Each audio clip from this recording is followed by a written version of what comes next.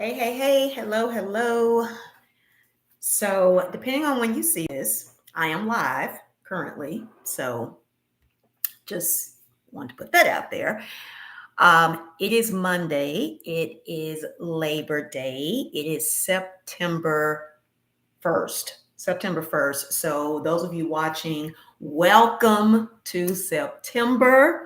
I hope your September has kicked off well. I hope you enjoyed your holiday weekend if you celebrate the weekend. But regardless, hope you had a great weekend and that your new week, your first week of September is off to a great start because ready or not, here we are in September. And that's what I want, or partly what I want to talk to you about. If you are new here, again, welcome. Welcome to, more than likely, you're seeing this on the new Black Wealth Digital Blueprint YouTube channel, Black Wealth Digital Blueprint. And here we talk about how to increase Black wealth, how to narrow the Black wealth gap, in particular by leveraging digital strategies, especially AI. So you will see there's currently, but it depends on when you see this, because you could see this a year from now. You may see this 6 months from now. So at the time of this recording, there are about 4 to 5 videos on the channel. If you see this months from now, there will be a number more. But in many of the videos, you will see content about AI or AI driven strategies, AI powered tools, because I read an article that blew my mind a little. I mean, not completely, but it did blow my mind a little. Um, about 2 years ago, or almost 2 years ago, and it is an article by McKinsey about the potential growth, not narrowing, the potential growth of the Black wealth gap due to AI. Now, that's a whole other conversation. That's a whole other topic within itself. But just know, my fellow Black people, if we don't leverage AI, if we don't embrace AI, if we don't find ways to maximize AI, and I say that understanding that you may not be a fan of AI, you may not be in love with AI, it may make you comfortable, it may even be scary, it may be overwhelming. You may have all these thoughts that are not necessarily good thoughts about AI. I understand that. Nevertheless, it's not going away. It is only going to become a bigger part of our lives, more than likely. It's pretty similar to social media, to smartphones, to streaming networks, streaming platforms. Think about those things that I just mentioned, how they have exploded, how all of those things have exploded over the last 10 to 20 years, roughly. And they have become a part of our lives. So AI is no different. If anything is different about AI is that it's growing even more rapidly than those things that I just mentioned. ChatGPT had reached 1 million, 1 million users in less than a month.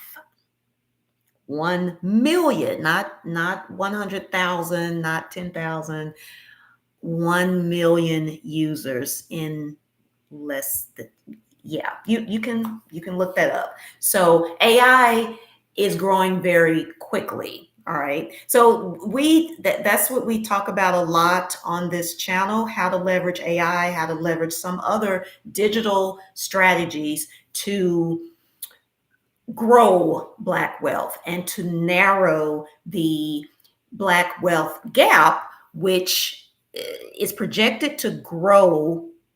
And it's already, I mean, that's why it's called a gap. it's already big, but it is projected to grow an additional $43 billion annually over the next several years if we don't use AI to our advantage. So that's what Black Wealth Digital Blueprint is pretty much all about. And it is not to say that if you are not Black, if you are not melanated, that you cannot benefit from information on this channel. And it doesn't mean that you cannot subscribe to this channel if you are not a Black person.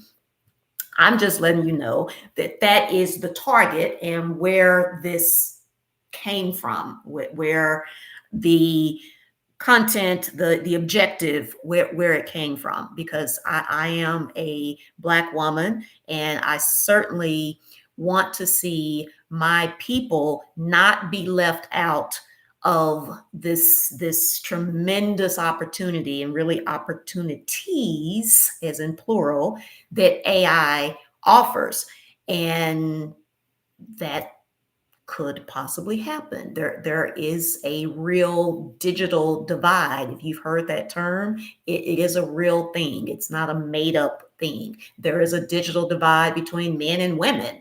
There's a digital divide between Black people and white people. There's a digital divide among other groups, but I would say those two in particular, that is a real thing. So, all right, having said all that, we're going to talk about something you may or may not have heard of, and that is the great lock-in of 2025. Those of you who see this later, I don't see anyone on right now. But if you see the replay, drop in the comments. I'm just curious if you had even heard this term, if you were familiar with this before seeing this video, the great lock-in of 2025. If you don't know what that is, like I didn't know what it was before I looked at it early this afternoon. I was on social media and saw this, I think on Threads. I think that was the first place I saw it. And then I saw more of it on TikTok. But the great lock-in of 2025 is all about really going in, locking in, that's the name, locking in on a goal, or it could be multiple goals for the next 4 months, the last 4 months of this year. Again, we've established today is September 1st. All right. So this is about going from September 1 through the end of this year, September 1 to December 31st, and really locking in on your goals. What's really important to you? Anything that you've wanted to do up until this point and you haven't done it, anything you dream about, anything that is a big freaking deal to you that you want to accomplish, even if you struggled with it, even if you haven't really done much. This is the time. This is the time to lock in. And this is something that's being done kind of collectively. Now, let me tell y'all, this is also like a trend. Okay, this is one of those social media trends, and I don't jump on every trend. I don't think every trend is good. I don't think every trend is even worth our time. But I have to say, this one I'm into. This one I approve. This one I agree with. I think this is a good thing. Now, if you are someone who is really, really into trends and you decide to jump on this just because it appears to be a pretty big trend, you probably are not going to get the results you want. If you're using this really just kind of like for content, I mean, you can do that and you can certainly get, some views and get some attention and some visibility by tapping into a trend, a hot trend that does work. But I encourage you not to look at it that way. I encourage you not to just look at this as a trend, because this has such potential to really change the trajectory of the rest of your year and really your life. Something like this can really be powerful if you are intentional about it and if you get serious about it. Even if you just lock in on 3 goals, Like it doesn't have to be overwhelming. It doesn't have to be a long to-do list. It could be three things that are really important to you that you know will be a game changer if you can do these things by the end of this year. It will set you up for a great 2026. It could set you up for a great decade, for a great next 5 years. It could set your bank account up to be really, really great. It could do a lot, okay, by just going in. I mean, really going in, going hard. And I'm not encouraging, hustle, hustle, work 24/7. I'm not encouraging that.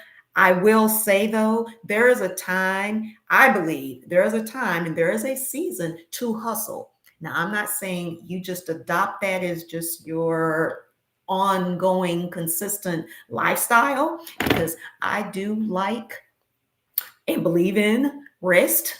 I do believe in some self-care, but at the same time, when it is time to work, then work.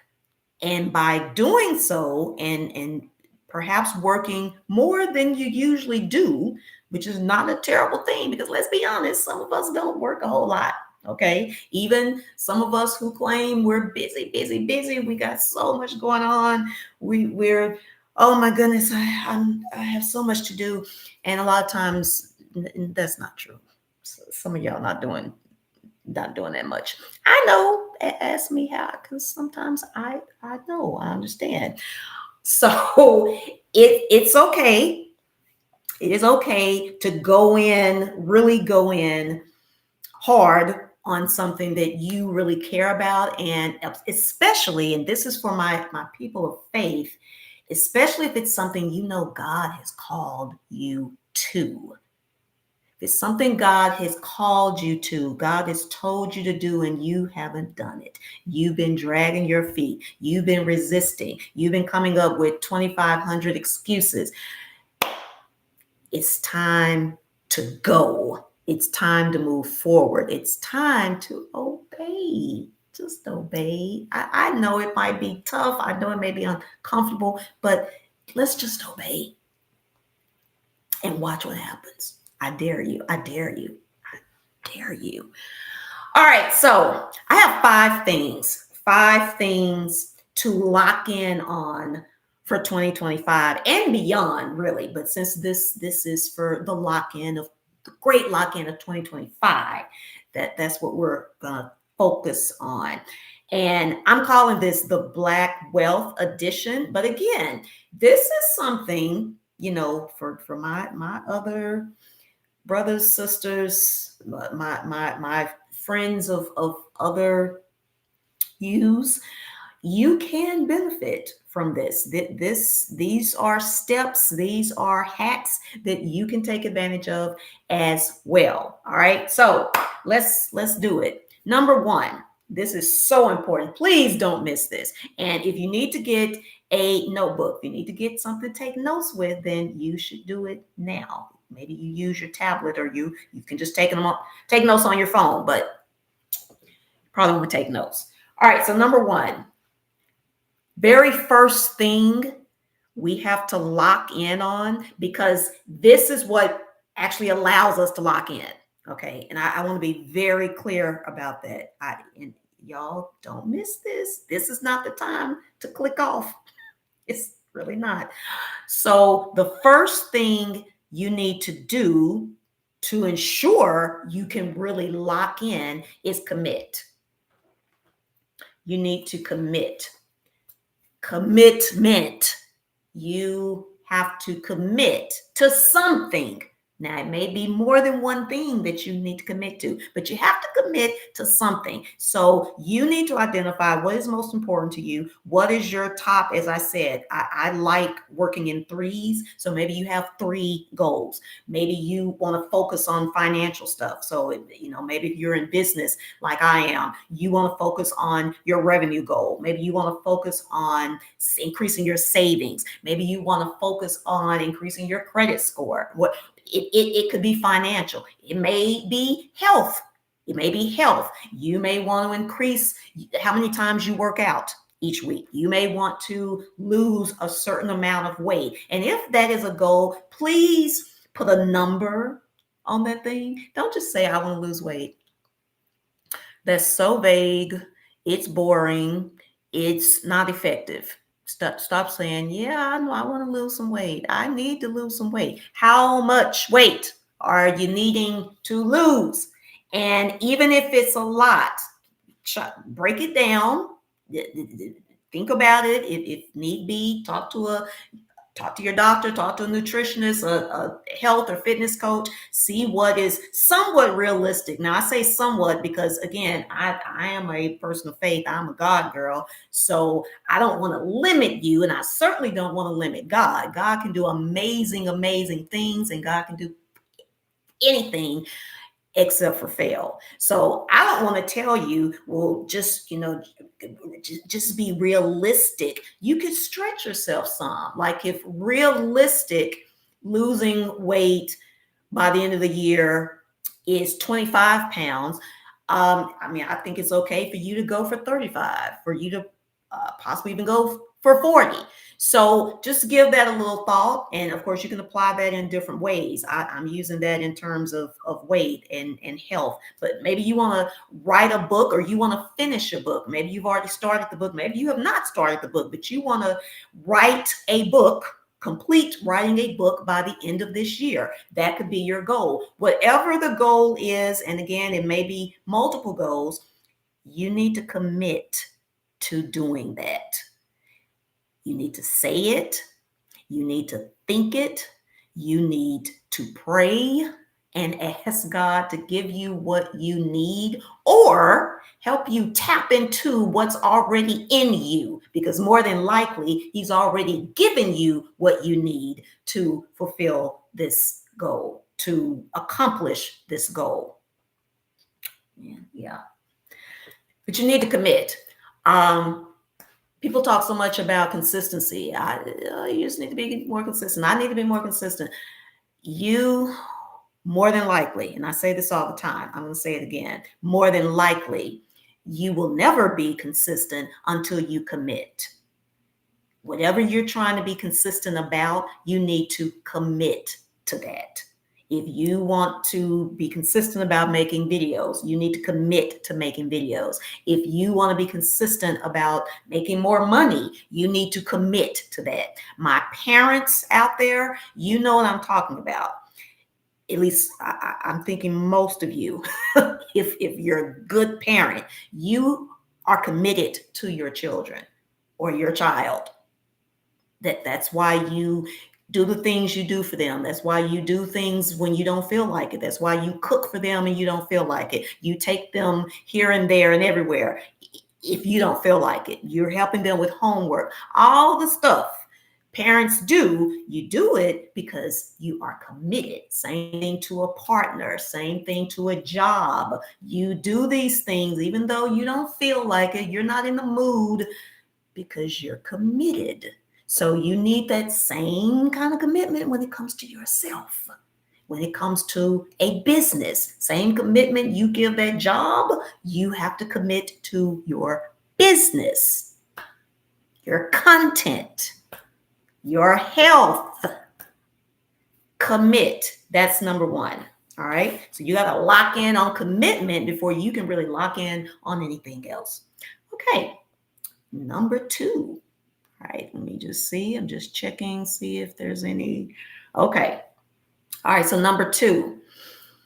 And I really, I said before, I don't want to keep repeating it, that, these things can apply to a lot of people, but I really do especially want this for my people. I want us to lock in on creativity, because we are some of the, and arguably the most creative people on the planet. I want us to lock into that. That is something to lock in on for the next 4 months and beyond. All of these things, technically, really, we want to continue beyond, but just by locking into these things between now, September, and the end of the year, it could be, again, game changing. It could really change the trajectory of your life.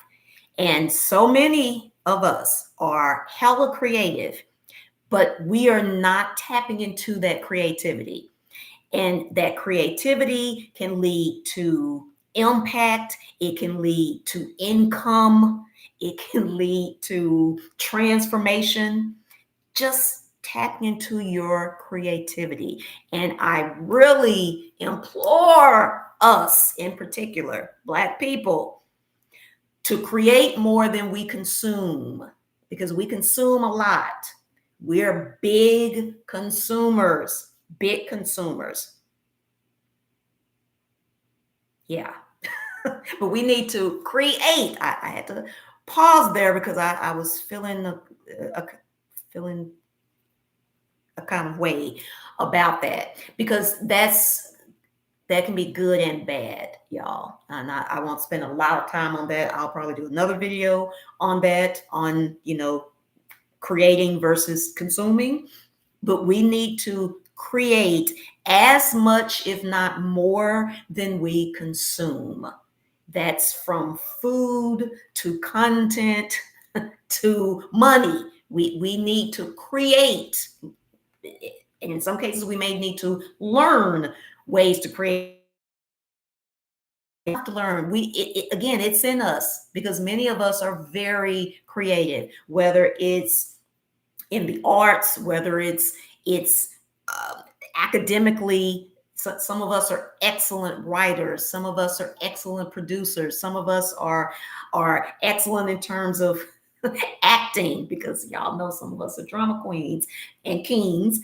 But you could turn that into something more than just drama.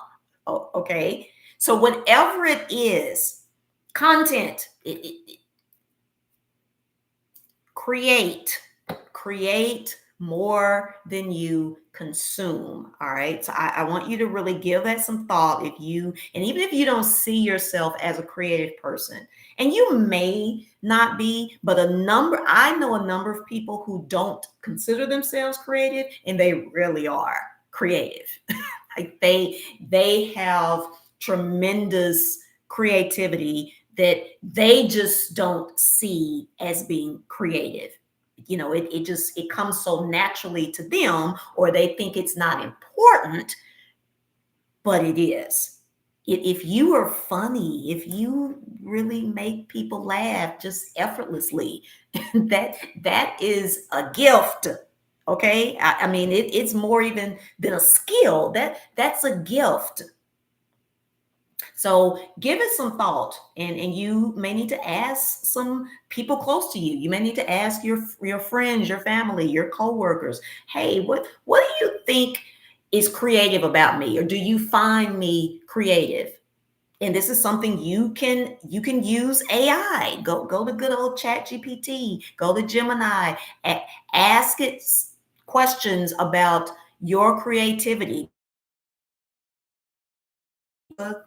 That's a hack with AI. You have to feed it some information, especially if you haven't been using it. If you're a new user, give it some information so it knows what and who it's dealing with. So describe yourself, describe what you do, describe what you like, what you enjoy, and then kind of use that tool as kind of a coach, and to go a thinking partner to kind of go back and forth with, to really flesh out something that you may not have really thought about, or may have not really tapped into, but it's still there. Okay, so let's lock in on creativity, because y'all, when I tell you, there are so many creative outlets now, and so many tools that allow us to be even more creative. Like AI driven tools in particular. There are so many ways you can create video, animation, things that you may have thought about or dreamed about 10, 15, 20 years ago that you thought would never happen. Like if you've ever wanted to write a children's book, and you thought, I would love to write a children's book, but I'm not good at art. I'm not a good illustrator. So I'd have to find an illustrator and I'd have to do this, I'd have to do that. You don't really have to do that now because AI can create that for you. AI can create illustrations for you. If you want to make your own short film, you can pretty much do that now. Just you and some AI tools and some training. But like you don't have to go to film school, and nothing against film school. If you have been to film school, if you have a plan, if you have the money to go to film school, hey, go right ahead. But if not, I just want you to know you don't have to necessarily go to film school today in 2025 to make a film. Mm-mm. It's being done. There's talk. There's well, really, I think there's more than speculation. I think there are plans in place to make the first generated full film, not even a short film or like a some other short piece of content, like a full film, like a 2 hour or so film, AI generated. That will happen. I don't know the timeline exactly, but that's in the works because videos, and not even just short form videos. I mean, like many movies are already being made with AI. That's happening. So again, lock in on your creativity. And if you start now, you may be amazed by what you see and what you can produce and what you can create by just the end of this year. All right, guys. Number 3. Oh, and to give you a few tips, some of those tools I was talking about that can help you be more creative. You have Canva. Canva is a wonderful thing. You don't know about Canva? I don't know where you've been. You have Canva, you have Mid-Journey, you have Google's VEO 3. I believe it's 3 now. Depending on when you see this, they may have upgraded again, but right now it's VEO 3. You have you have tools like InVideo that creates videos entirely from AI that looks so realistic and engaging, and it creates captions and voice. Hey Jen, which creates these digital twins, these AI twins that we're seeing more and more. And some of you, might be a little freaked out by, but there's really a lot you can do with this stuff in terms of business and marketing, the socioeconomic. I mean, there's a lot you can do. So, I mean, those are just a few of the tools that you want to know about. Moon Valley, is it Hicksfield or Higginfield? I think it's Hicksfield, which is another like video creator that is just, it's a little mind blowing what some of these tools can do. So, wanted to share those with you as well. All right, number 3, third thing to lock in on. And I'm seeing, you guys, I'm probably going to do a part 2. I'm going to do a part 2 for this because I don't want to make this too long. And I want to be able to kind of dive into these, at least some. I don't know about y'all, but I hate some of these videos where people are trying to jam so much information. You see this a lot with short form videos, like 60-second videos, 60 to 90-second videos, and people are trying to give you a list of 25 things in a minute, and it's just like and then they'll pop something up on the screen that you can't see it, or maybe it's just my Gen X self, and I have to like pause it so I can see because it flashes so quickly. So I'm not a fan of all those shenanigans. So I might do a part 2. But number three, financial security. Black people, let's lock in. If you have not already done so, because I don't want to assume, but if you have not already done so, let's lock in on financial security. Now, notice I didn't say wealth building. That's a given. We all should have the intention, we should have the vision of wealth building. But before you can really build wealth, you need some security. You need financial security. So there are certain foundational things financially that needs to be done before we can even really get serious about building wealth. Like it's difficult to build wealth if you don't have savings. Like if your car goes out or you major car repair, and I consider major to, be anything four figures. Like if it's $1,000 or it's close to that, I'd even say $800 or more. If you have no savings, you have no credit cards, like a if an $800 car repair damn near will wipe you out, that's a problem. That's not really financial security. So we need to work on financial security. As I said, savings. Shoot for at least 90 days. Now, there are financial gurus, and I'm a former licensed financial advisor. I was Series 65, Series 7, so registered rep. I did all of that. All that's in my background. So telling you what I know. So a lot of financial planners, financial advisors, they recommend you have 6 months to a year of living expenses saved.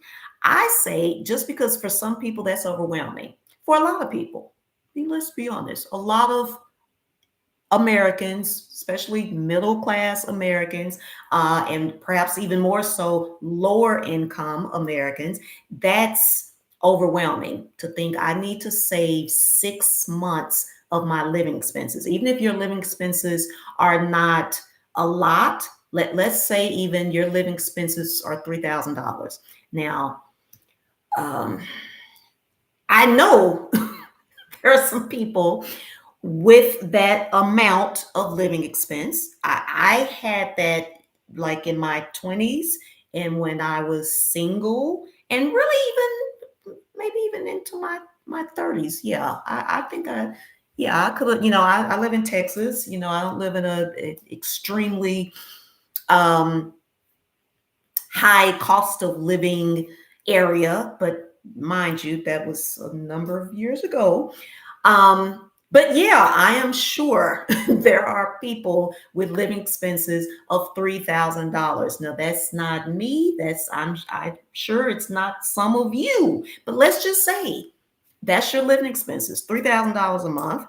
So 6 months, that's $18,000. And if you don't have anything saved, or if maybe you have like $500 saved, you may be like, oh, that'll take forever. I'm not gonna do that. I gotta get a side hustle. Or I gotta get another side. I gotta get a second side. I mean, all this stuff starts going on in your head, and you don't want that. You don't want all that stuff to start because that's the problem. You start thinking of how, and you just need to focus at first on what. Focus on what. So I say the what in terms of financial security and in terms of savings, let's just shoot for 90 days. That's 3 months. So even if, we're thinking $3,000 living expenses, instead of that being $18,000, it's 9,000. And then if you think about it, honestly, it would probably give you more of a sense of security if you even could save five. I mean, you tell me, if you don't have anything at all saved, or like I said, you have $500 or less, if you could 10x that to 5,000, so at least if you lose your job the next day, you at least okay for a month or a month and a half. Like you're not gonna go hungry or be homeless at least for about a month and a half with $5,000 if your monthly living expenses are 3,000. So you just want to get to a point where there is more security. That's just one piece of it. Financial security, you want to pay off debt, you want to identify your highest interest debt and really try to get rid of that because that can make a huge big difference. Your credit score, I think I mentioned that earlier. If your credit score is in the dumps, so don't beat yourself up. Don't go through the whole pity party and da da da. You're not alone. It happens to some rich people with terrible credit scores. Okay, that's a real thing. So just decide you're going to increase your credit score. And, if you need to learn how to do that, you need to read more, take a course, watch videos, podcasts, get a wealth coach or a credit coach, whatever you need to do. Make a decision to do that, to increase your financial security. Again, we're not talking as much about the wealth aspect because you need to increase your security, your financial security, before you can really dive deeper into the whole wealth aspect. Okay. So, those are three things right there that I think are really important. And just to summarize, number one, because before you can lock in on any of this other stuff, you need to get committed, lock in on commitment. Number two, lock in on creativity. And number three, lock in on financial security. Financial security. So, okay, guys, with that, I'm going to wrap it up here. I have at least two more. I might add another one. So it'll be 3 and 3, but at least two more. So make sure you come back if this resonated with you, and I invite you to look at other videos on the channel. I certainly invite you to subscribe, so you'll get notified and you'll be among the first to know when we release videos. But the next part of this, of the great lock-in of 2025, will include the next 2 to 3 things to lock in on. So I hope this has been helpful. I think it has. But you can talk back to me. You can let me know in the comments. And just remember, no matter where you are, no matter what you've done up to this point in the year or haven't done, realize if you are here, if you're seeing this, like if you are able to see me, to hear me, that in itself is a tremendous blessing. You can finish this year not just strong, you can finish this year amazing and set yourself up for more amazing in 2026 and beyond if you lock in. So there you go. I am Rachel Thibodeau. I'm also the founder of Swag Strategy Solutions. Swag Strategy Solutions, where swag is not just a cool name, although it is cool. It's an acronym that stands for Strategic Women Achieve Growth. And what we do is work with primarily female founders, service providers, thought leaders, impact-driven businesses and organizations to okay, that was kind of something